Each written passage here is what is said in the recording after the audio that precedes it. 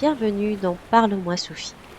Aujourd'hui, je t'emmène en Tunisie, à La Marsa, un quartier lumineux posé entre collines et Méditerranée. Là-bas, les ruelles sentent le jasmin. Les murs sont blancs, les volets bleus, et l'air transporte des odeurs de beignets chauds et de mer. Dans cet endroit paisible et doux, une jeune fille du nom de Siwar s'apprête à traverser quelque chose de très dur. Et pourtant, c'est ici, dans ce lieu tranquille, qu'elle apprendra ce que veut dire persévérer. Siwar était une fille vive, joyeuse, attentive aux autres. Elle aimait s'habiller avec goût, soigner ses coiffures, faire des vidéos amusantes avec ses amis. Elle n'avait rien d'une provocatrice. Au collège, elle était connue sans être populaire. Ce jour-là, tout avait basculé à cause d'une vidéo. Un petit extrait d'un moment filmé entre copines, une grimace pour faire rire, posté dans un groupe privé, qui avait fini entre deux mauvaises mains. On y voyait Siwar dans une position ridicule, avec un commentaire moqueur, ajouté par quelqu'un d'autre. Très vite, la vidéo s'était partagée, modifiée, diffusée, et en un rien de temps, les moqueries avaient commencé. Les premières fois, elle avait cru à une mauvaise blague, puis elle avait compris que les sourires n'étaient plus bienveillants, que ses amis la fuyaient, que les regards glissaient sur elle comme des jugements silencieux. Le lundi suivant, on l'accusa même d'avoir créé un faux compte pour se moquer d'un autre élève. Elle fut convoquée chez le directeur, et tout ce qu'elle essaya de dire sonna comme des excuses maladroites. Personne ne l'écouta vraiment. Quand elle rentra chez elle, ses parents avaient déjà été prévenus. Son père l'attendait le visage fermé. « Tu crois que c'est normal? Tu crois que tu peux faire ce que tu veux sans conséquence ?» « Mais je n'ai rien fait, répondit-elle, la voix tremblante. « Alors tout le monde ment, sauf toi, dit sa mère en croisant les bras. Tu passes ton temps sur ton téléphone, tu te filmes, tu veux faire la grande, et voilà où ça te mène. Tu nous fais honte, Siwar, tu te fais du mal à toi-même. » Elle aurait voulu leur dire qu'elle ne comprenait pas non plus, qu'elle se sentait trahie, abandonnée, mais elle vit leur visage fermé et décida de se taire. Ce jour-là, elle ne mangea presque rien. Elle enfila un pull, descendit les escaliers et sortit marcher. La mer était paisible. Siwar avançait lentement, les bras serrés contre elle, comme pour garder son cœur en place.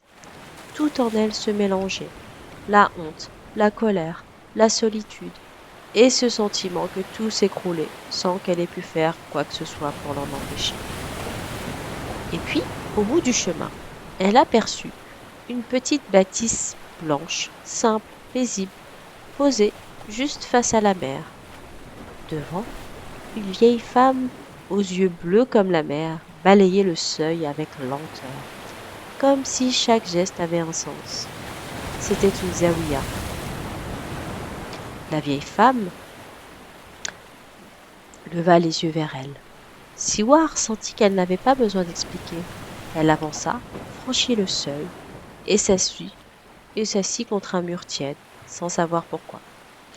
Il y avait quelques femmes assises, certaines chuchotaient des prières, d'autres fermaient les yeux.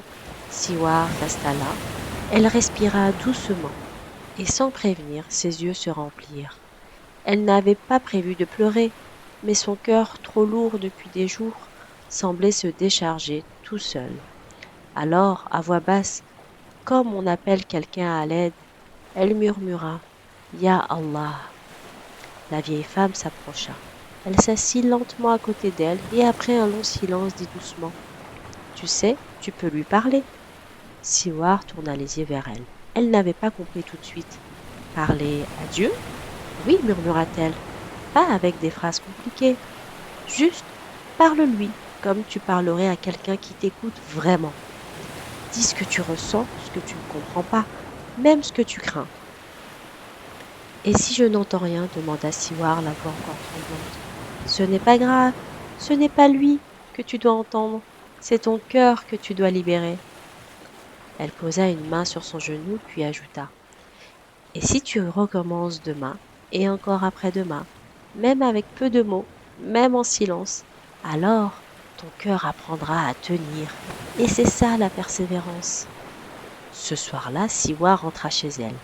Rien n'avait changé dans le monde autour d'elle, mais en elle, un fil s'est noué.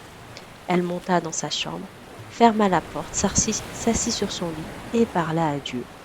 Et le lendemain, elle recommença, et encore le jour d'après. Les moqueries au collège diminuaient. Les silences de ses parents étaient moins pesants. Peu à peu, elle se sentait moins seule, car chaque soir, elle savait qu'il y avait quelqu'un à qui elle pouvait tout dire, sans honte, sans peur. Et un mois plus tard, un vendredi matin, elle retourna à la zaouïa. L'air était doux, elle s'assit à la même place, ferma les yeux. Et cette fois, elle ne pleura pas, elle sourit, heureuse d'avoir ce sentiment, d'avoir un ami intime, un compagnon, un compagnon silencieux qui ne la quittait pas et pour qui rien n'était impossible. Et dans un souffle, elle dit simplement merci. Il y a des jours où l'on tombe, où tout semble se refermer. Mais parfois, c'est dans ces jours-là que s'ouvre une porte que l'on n'attendait pas. Et derrière cette porte, une écoute, un accueil, un souffle. Parler à Dieu, ce n'est pas fuir, c'est apprendre à se tenir debout. C'est semer chaque jour une petite graine de confiance. Et la confiance, quand elle est répétée, devient une force qu'on appelle la persévérance.